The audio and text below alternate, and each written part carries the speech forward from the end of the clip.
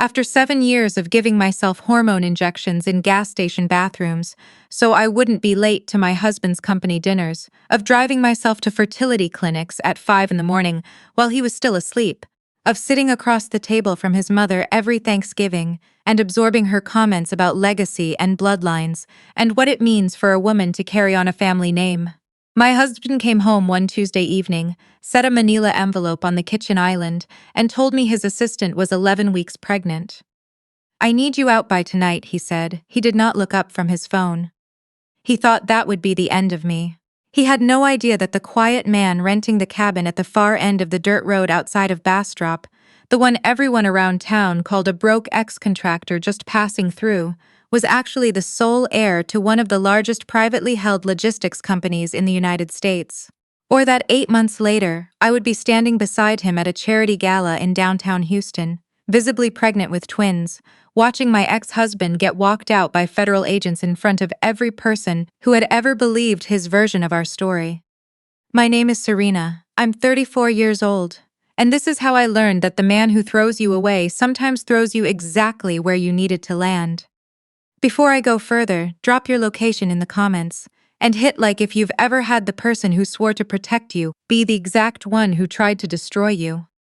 I want to tell you what 7 years of unexplained infertility actually looks like from the inside, because unless you've lived it, the words don't fully land.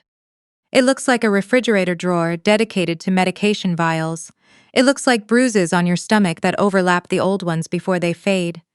It looks like leaving work early for blood draws so many times that your coworkers stop asking questions. It looks like driving home from the clinic, gripping the steering wheel so tight your knuckles go white, already bracing for the call you know is coming. The one that tells you, again, your numbers aren't where they need to be. My husband was a senior managing director at a private equity firm in Houston. He wore his ambition like a second skin.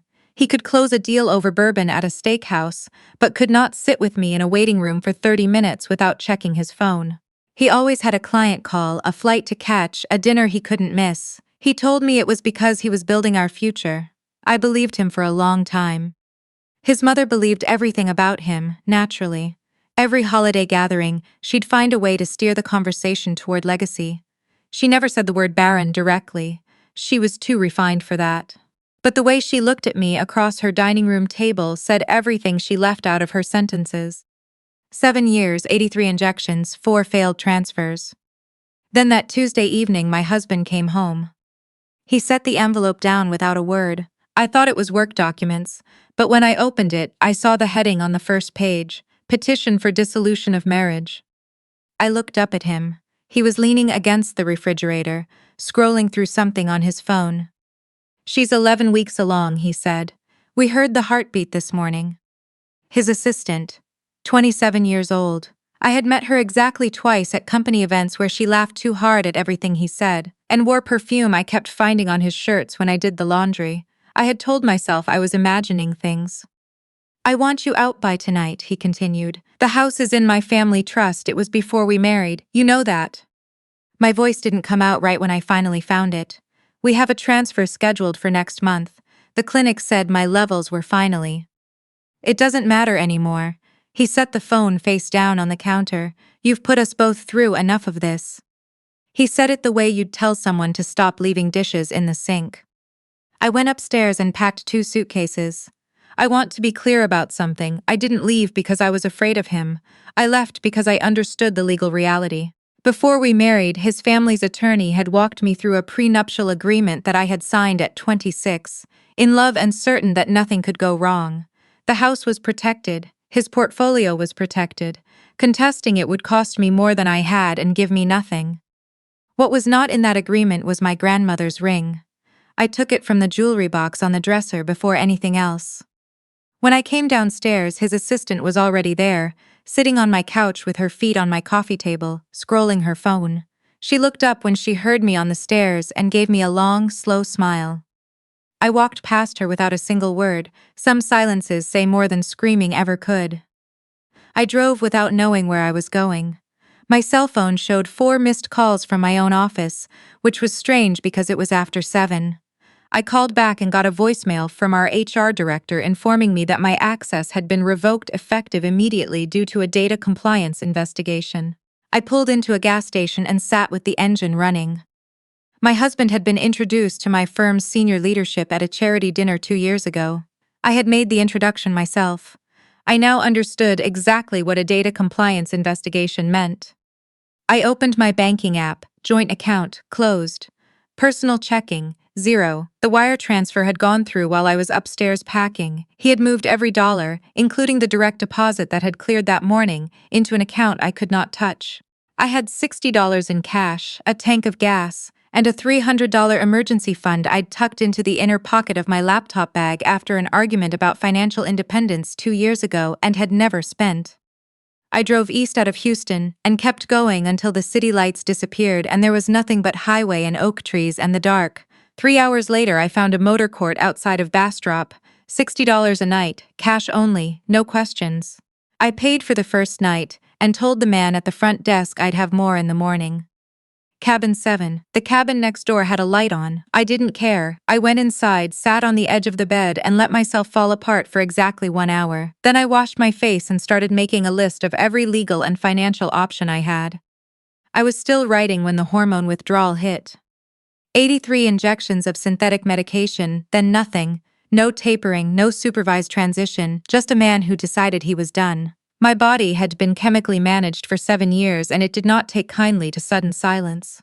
The cramps hit hard enough that I ended up on the floor of the cabin, curled around myself, unable to reach the medication I'd packed. I had not locked the door behind me. The man from the neighboring cabin found me when he heard something fall. He knocked twice, then opened the door when there was no answer. He was large, broad-shouldered, dark-bearded, with the kind of steady hands that come from years of physical work. He did not panic. He found my medication in the bathroom bag, brought water, pulled the wooden chair to the center of the room, and sat across from me while the worst of it passed. "You want me to call someone?" he asked. "There's no one to call," I said. He nodded like that was a kind of answer he recognized. His name was Archer. He'd been at the motor court for 3 weeks. He said he was between situations, had been working as a compliance contractor for a regional logistics operation, was taking time before his next move. He was 43. He was quiet in the way people are when they've spent enough years learning that talking isn't always what's needed. That night, he made coffee on a small camp stove he'd brought from his truck, and we sat on the porch of my cabin while the Texas heat finally broke a little and the crickets filled in the silence. I told him more than I intended to. He listened without flinching. After a while he said, "Can I ask you something?" I said yes. "How many of those clinic reports did you actually read yourself, versus being told what they said?" I stopped. I thought back through 7 years of results appointments. My husband had always been the one who spoke with the doctor afterward. He'd said it was because seeing the raw numbers upset me. I had let him manage it because I was already managing everything else. "Archer," I said slowly, "why are you asking me that?" He reached into his jacket and set a business card on the table between us. "I have a contact in reproductive medicine who I trust completely," he said. "I want her to look at your actual records, the underlying data, not the summary reports, if you'll let me request them." I didn't understand what he meant by the underlying data, not yet. What his contact found took 12 days to confirm and about 4 seconds to destroy me. The clinic my husband had insisted we use, the one he had researched and selected and driven me to for the first 2 years before his schedule got too demanding, had been falsifying my hormone panels. My baseline numbers were excellent. My ovarian reserve was, according to the raw data that had never been shown to me, entirely normal for my age. The synthetic hormone doses they'd administered were specifically designed to suppress my natural cycle and manufacture the appearance of a failing reproductive system. And the reason, my husband had been a patient in that same clinic network 6 years before we met. He had undergone a procedure at 26 that rendered him permanently sterile. The surgical records were in the system. He had known, from the first appointment we ever attended together, from the first injection I ever gave myself, that he was the reason it wasn't working. He had paid the clinic's medical director to keep his records sealed and to run me through 7 years of unnecessary, damaging, expensive treatments instead. When Archer told me, I didn't cry right away. I sat very still and let the shape of it settle over me. 7 years, 83 injections. I had held myself responsible for every failure. I had apologized to my mother-in-law for things that were never mine to apologize for.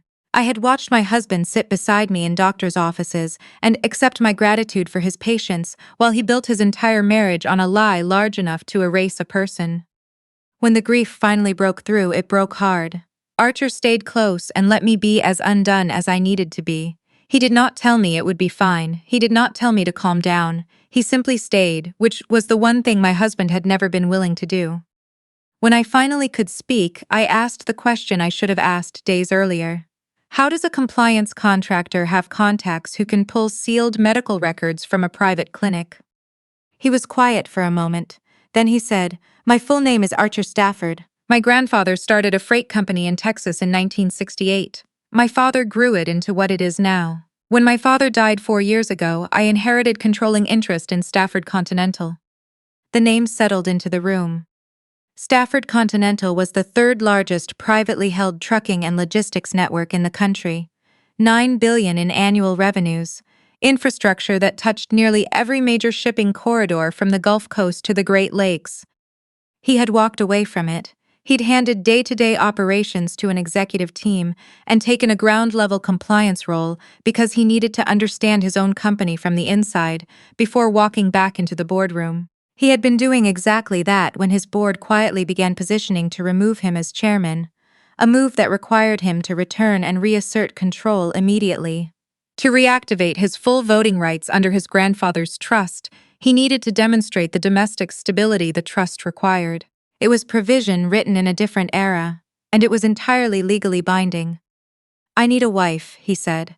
"You need resources, genuine medical care, and protection from a man who has demonstrated he will use every legal and financial tool available to him against you. Your divorce will be finalized within 60 days under Texas no-fault statutes.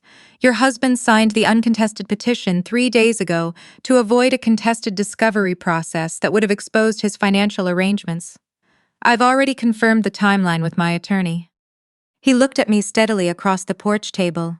"Marry me. I'm not asking for something you don't want to give. I'm asking for a legal partnership that benefits both of us." I looked at him for a long moment. I thought about my husband adjusting his cufflinks while I stood in the kitchen holding our dissolution papers. I thought about 83 injections in the floor of that cabin. "Yes," I said. The ceremony was 9 minutes at the Travis County Clerk's office. 60 days after my divorce was finalized, I wore my best blazer. He wore a flannel shirt. We drove back to the motor court, and he made eggs on the camp stove while I called my sister and tried to explain what my life had become. Under the care of the reproductive endocrinologist Archer trusted personally, I had my first honest evaluation in 7 years. No falsified panels, no suppression protocol, just accurate labs and a doctor who sat across from me and said simply there was nothing wrong with me. There never had been. 6 weeks after the transfer, I was sitting in a private medical suite when the doctor walked in holding results I had stopped letting myself hope for. Both embryos had implanted. I was carrying twins. Archer had been on a call with his board when the nurse found him. He came into the room still holding his phone, looked at my face, and set the phone down without saying goodbye to whoever was on the other end. He sat beside me, took both of my hands in his, and we stayed like that until neither of us needed to say anything. Meanwhile, my ex-husband was having a very different kind of month. Warren, the compliance officer at my ex-husband's firm, had been quietly furious since the day I was thrown out. He had watched the wire transfers happen in real time. He had watched the termination paperwork get processed for a woman who had done nothing wrong. He had started keeping records. What my ex-husband didn't understand was that in trying to secure a $5.2 million home in the Woodlands for his assistant, who was already broadcasting their life on social media as if the money were already spent, he had made financial decisions that were going to end his career. He had begun pulling from client accounts, routing the transfers through 3 shell structures he apparently believed were sophisticated enough to survive an audit. Warren brought the full documentation to Archer's legal team. We waited. We let my ex-husband sign every document. We let him wire every dollar. We let him forge my signature on the co-guarantor form using an expired power of attorney, a federal crime that left a clean paper trail. Then Archer made one call, and Stafford Continental's legal and financial infrastructure came down on my ex-husband's firm like a controlled demolition. The night it happened, I was getting ready for the Stafford Continental annual gala at a hotel in downtown Houston. Archer was in the connecting room. I could hear him on the phone with his board chair, speaking the way people speak when something has been planned very carefully and is executing exactly as intended. I put on the gown that had been delivered that afternoon, deep green silk, cut to acknowledge rather than hide the obvious fullness of my pregnancy. His grandmother's earrings, shoes I could actually stand in. I looked at myself in the mirror for a long time. There was a knock at the connecting door. "Ready?" Archer said. "Yes," I said. We came down the main staircase together. The Gauda was full of faces I recognized from years of attending events on my ex-husband's arm. Partners, clients, socialites who had shaken our hands and then chosen his version of the story when word got out about the divorce. I watched them register who was walking in. I watched them look at Archer and do the math. My ex-husband had gotten into the event on a guest pass from a former associate. He was standing near the back bar looking like a man calculating the distance to the nearest exit. When he saw me, he pushed through the crowd. He got close enough that I could see he hadn't slept in days. "What is this?" he said. Archer stepped very slightly in front of me, not aggressively, just present. "This is my wife," Archer said, with the same tone a man uses when stating the outside temperature. "And I'd like you to step back." My ex-husband looked from Archer to me to my stomach, and his face did something I don't have an exact word for. It was the expression of a man watching the reality he built from lies begin to combust. He started to speak, he didn't finish. Two men in dark jackets stepped through the side entrance and one of them said his name. I did not watch him leave. I turned back toward the room, took Archer's arm and let the gala carry on around us. His assistant lost the house. It had been purchased with embezzled funds, and the federal seizure was completed before she'd finished furnishing the nursery. My mother-in-law lost her investment portfolio, which had been managed entirely within the firm that no longer existed. Warren kept his job. Stafford Continental absorbed the firm's legitimate assets and retained the employees who had been operating in good faith. He is the only person from that chapter of my life I still speak to. I didn't feel victorious exactly. I felt something quieter. I felt like a woman who had spent 7 years apologizing for a wound that someone else made and finally understood there had never been anything to apologize for. 8 months after that night on the porch of Cabin 7, I gave birth to a boy and a girl, both healthy, both impossibly loud, both here. Archer held them one at a time, and then together in that rocking chair in the hospital room at 3 in the morning, and I watched this large, quiet man become someone I hadn't known to look for. What started as a legal arrangement had become the only thing I could think to call a home. People ask me sometimes what I would say to the woman I was on that Tuesday evening, standing in the kitchen holding divorce papers, while my husband scrolled his phone, and his assistant made herself comfortable on the couch. I'd tell her this: he didn't throw you away, he moved you somewhere he couldn't follow, and the woman you become in that place is going to be completely beyond his reach. He chose the wrong woman to discard, he just didn't know it yet. If this story meant something to you, if you've ever been told you weren't enough by someone who needed you not to know your own worth, I want to hear from you in the comments. Tell me where you're watching from. Tell me your story. Like and subscribe for more, and share this with someone who needs it today. This is Bear Revenge, because the story isn't over until justice finds its way home.